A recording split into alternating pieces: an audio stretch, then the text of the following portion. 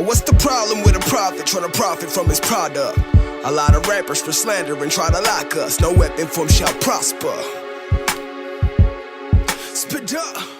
Hi guys, thank you for watching On the Rise broadcast on Street Watch TV. I'm Kitty Spice and I'm here with Curtis Daniel, the owner of Patchwerk Studios. Thank you for meeting with us. Oh, pleasure to have you guys here, man. I'm honored to be a part of the show. Well, first of all, congratulations on your 20-year anniversary. I know you guys are doing a 5K run. Can you tell me more about it?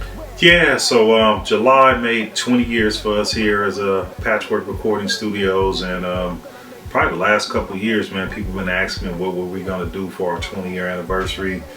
I kind of polled a whole bunch of people. Everyone kept saying have a party or throw a concert, and I just really, it ain't never really been our style for 20 years. We always kind of been jumping out there doing different things, and kind of just came to me, man. It's like literally most of the clients that are big now really were just getting started in the streets, you know what I mean? The Jeezys, the Ludacris's, the T.I.'s and all that stuff. So the concept behind it was Patchwerk 20-year anniversary. We run the streets of Atlanta, literally. So I wanted to get 300-400 people out there with these I Do Music 5K shirts on, literally running the streets of Atlanta. Yeah, so and then I didn't want to do nothing negative, be in the club, drinking, just kind of tearing yourself down. And so we found a cool organization. We partnered up with the Grammys and their 501(c)(3) Music Cares to donate all the proceeds to that. So that's kind of like the thought behind it and what we're trying to get done with it. Okay. Well, can you tell me more about how Patchwerk began and what was your idea behind starting the studio, all these little things? Yeah, so we started, like I said, in '95. We had Bob Whitfield was the owner when we first started. Bob and I went to kindergarten, elementary, junior high, and high school together.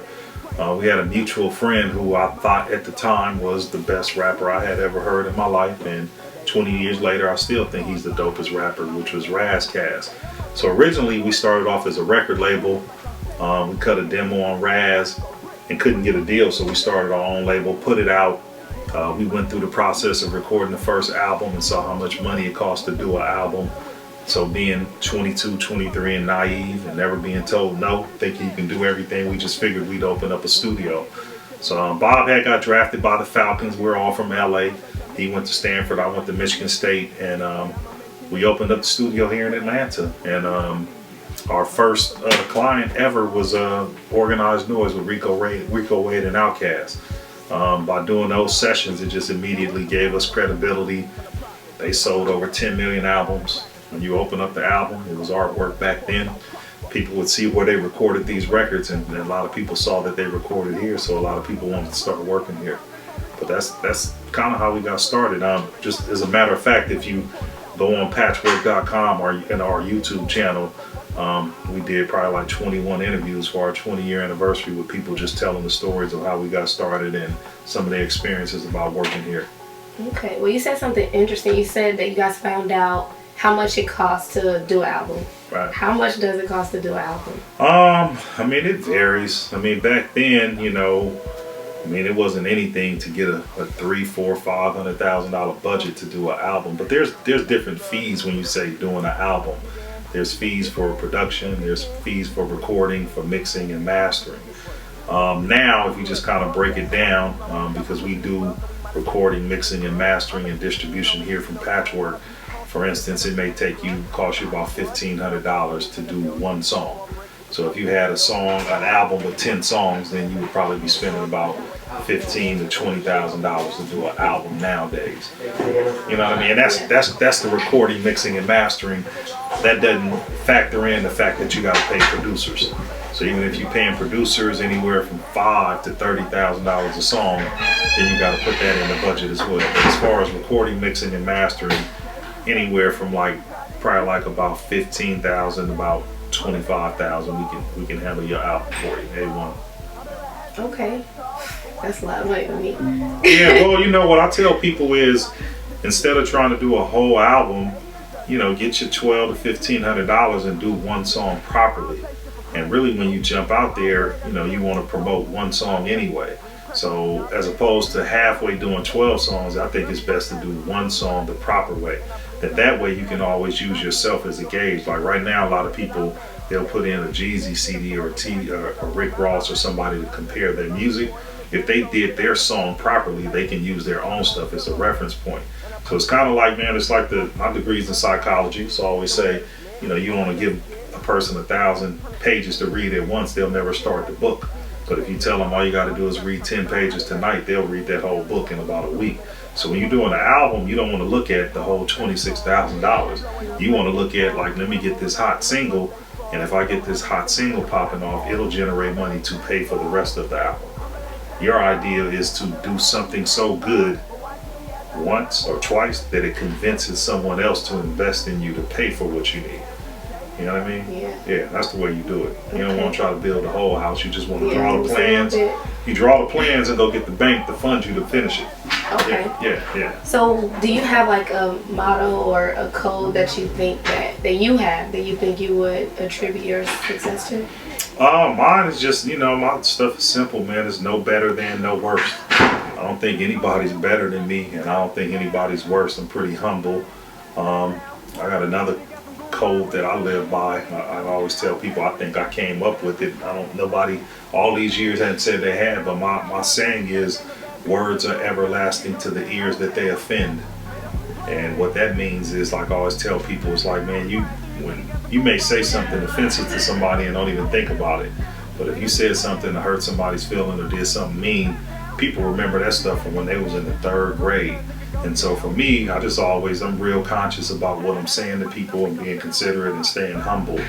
And you know, here at the studio, as always, like we said when we started, we don't sell studio time, we sell customer service. So for us, those are kind of like our cores, you know, selling customer service, making sure we treat everyone like they superstars. Because most of the people that we worked with, if you see, we got like 300 plaques. Most of them didn't have any plaques when they started working with us, but we treated them like they were stars and they became stars. So, you know, we just like to stay humble. Work is in our name. We ain't about that hype.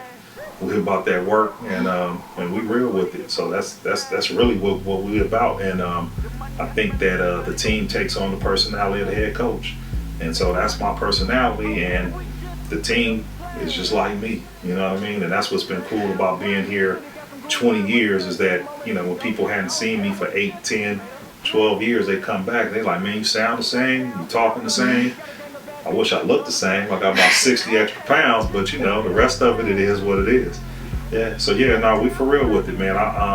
Hopefully people see this interview, and I think one of the biggest misconceptions is people think that they can't afford to work here. And my slogan is, you can't afford not to work here. You know what I mean? You can't afford not to work here because you're going to do your stuff wrong.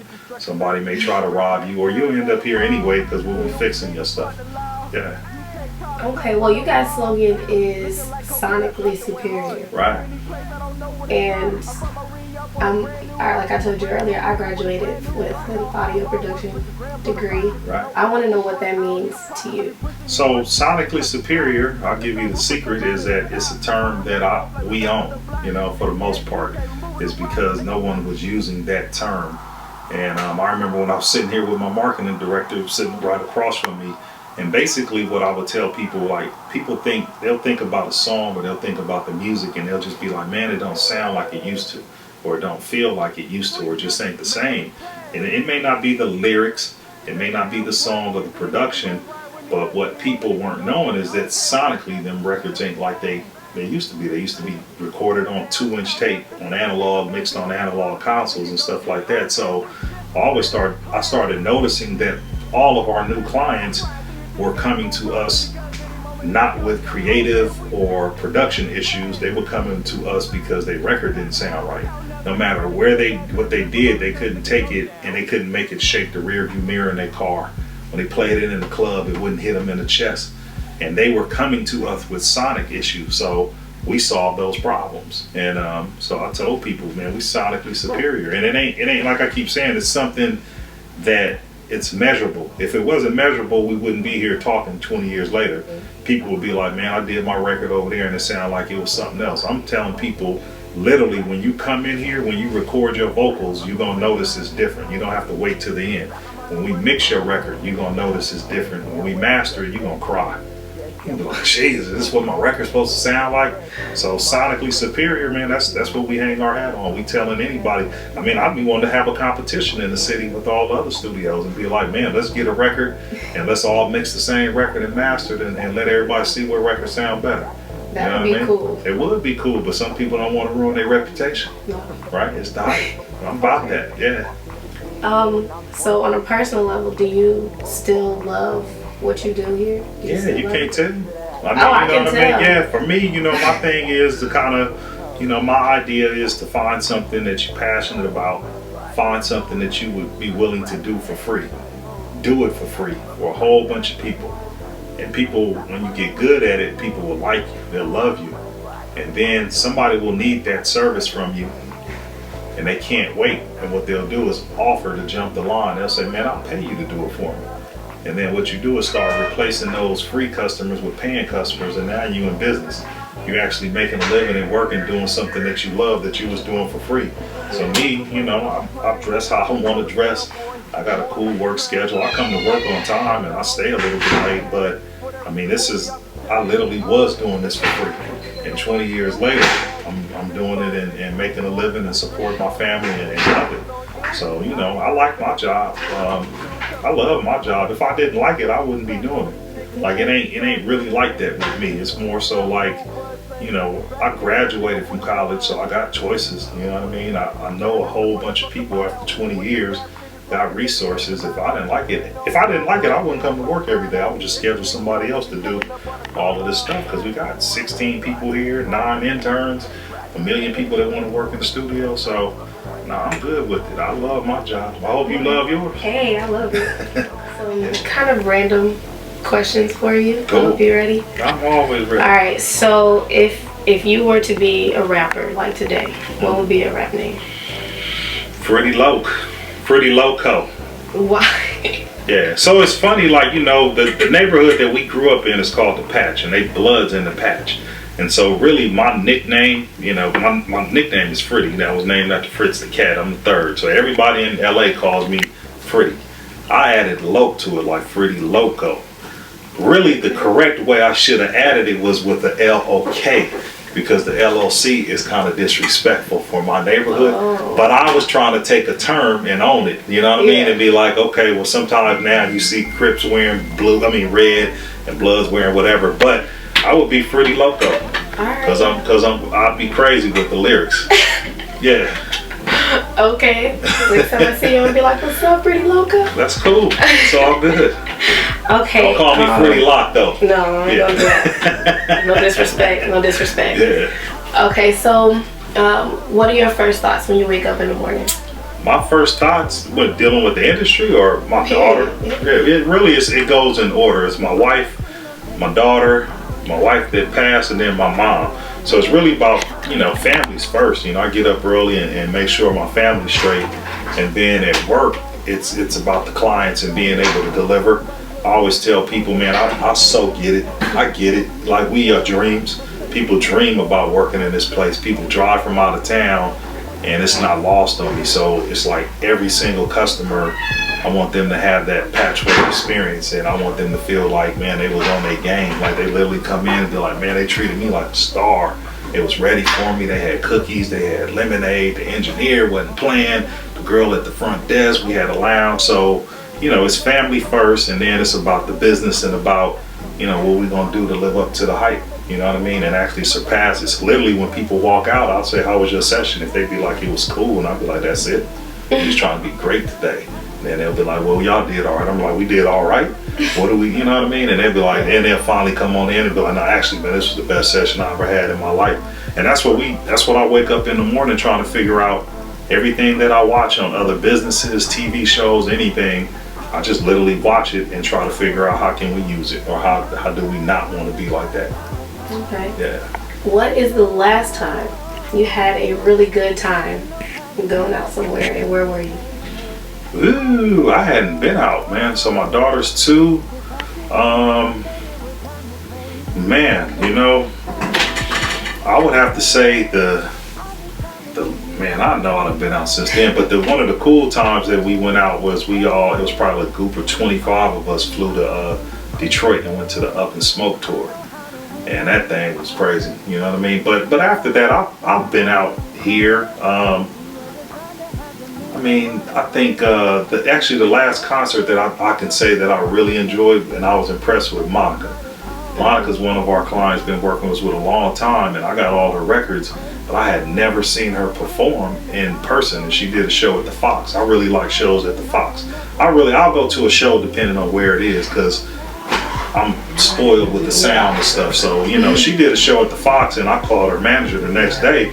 Said, shit, man, she almost made me cry. Like, she was like, literally, like, if you would have closed your eyes, you would have thought Whitney Houston was in there singing. So the Monica thing was about the last most impressive show that I went to, and took my wife and was just blown away. I mean, I know she can sing, but if you hadn't seen Monica sing in person, you need to make a point of your life to go to one of her concerts. She's like that. Okay. So what is an artist that is not alive that you would really love to have here at Patchwerk Studios? Well, if they were alive, you know.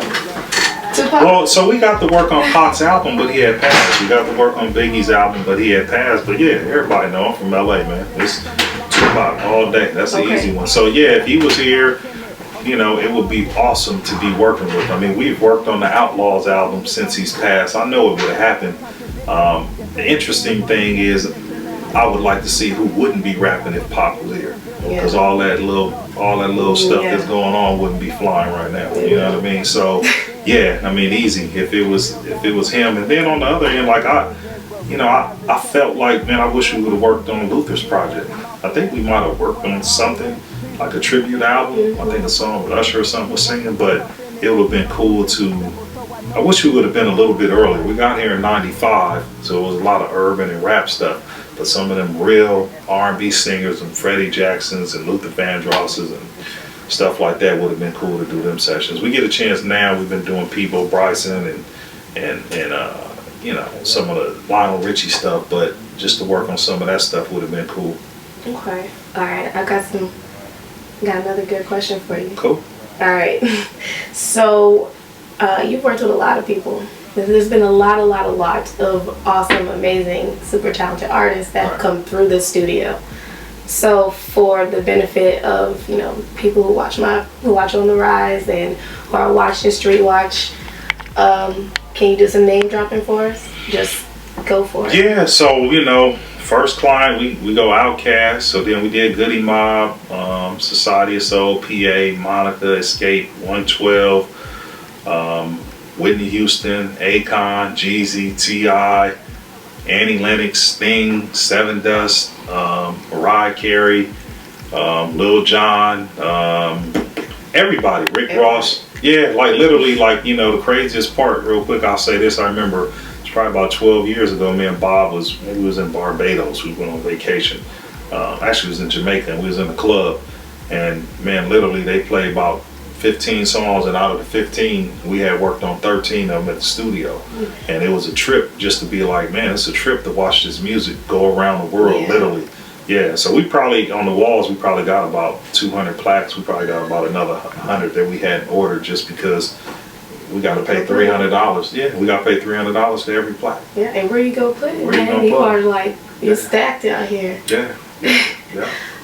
So for people that are students in the entertainment industry or that are aspiring to be in this industry, how do you think it is for getting a job? Or like, how do you think that the job process has changed from when you started your company to now? I don't think the process has changed. I think that the expectations have changed. As we say, I'll borrow this quote from a buddy of mine, Eric Thomas, it takes 21 years to be 21.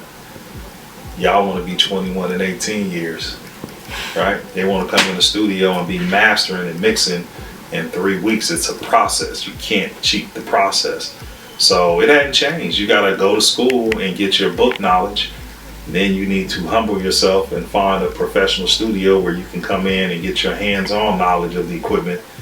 Then you need to figure out how to interact with clients and deal with sessions. Then you probably need to learn how to fix some stuff so when things go wrong, and then you can start working.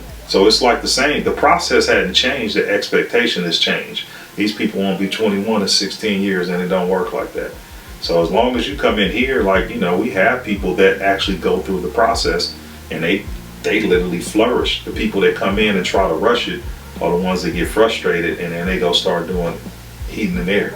You know what I mean? But, you know, if you understand the process and you look at and listen to the stories of people who are doing what you wanted to do as an audio engineer, it ain't not one of them that didn't say that they probably went to school for it. They came out intern for like 2 years, not 2 months. Then they assisted, and then they started tracking, and then they became a mix engineer, and then maybe they jumped over into production. But it's simple. It's a process, but you can't rush it. Okay, well, you know, I know that you do a lot of workshops here at Patchwerk Studios to kind of teach other people. Can you tell us more about that? Yeah, so typically any of the things that we do outside of our core business are going to have like an educational background to it. So my thinking on it and my knowing on it is that it's easier for me to deal with consumers or customers that are educated. So we do typically like twice a month, we'll do these weekend workshops where we'll bring a professional in, whether it be an attorney, a publicist, a vocal coach, a mix engineer, whatever, anything that's related to the industry. And we'll do like a weekend workshop. You'll come in, I think we do them from like 10 a.m. to noon, probably charge like $10. And they come in and get the information. It's usually a group around 12 to 15 people that'll come in and sign up for it. We used to do them for free, but people would sign up and wouldn't come. So now we just take $10 and people be tripping over that, so they show up for it. So it ain't really about the money, but it's a cool event to kind of give people information about the studio. So one of the owners usually does one once a month where we'll actually do the tour, let you hear songs that have been recorded at home, then what they sound like when they get done here, then what the mix sound like in the mastering, so you can actually hear and know what to look for in a professional studio, even if you're not working here. So those weekend workshops are huge for us, and all the information on them are on the website. Okay, when's the next one? Man, I couldn't even tell you. I think we do the one with the owners on the last Sunday of each month. And then Oz, our marketing director, usually schedules the other ones. I mean, we try to do a couple a month, but it ain't always available because the room's booked. You know what I mean? So they kind of change. But when we do them, we do them on Sundays from like 10 to noon. Okay. Can you go ahead and give us your address, website, all that good stuff? So the website is patchwerk.com, patchwerk.com, and then all our social media is at Patchwerk Studio. No plural, just Patchwerk Studio is Instagram and Facebook and Twitter. All right. Well, thank you so much for interviewing with us, Betty Loco. Pretty Loco. Pretty Loco. Yeah, hey. Straight crazy. Thanks for watching On the Rise, broadcast on Street Watch TV. Bye, guys.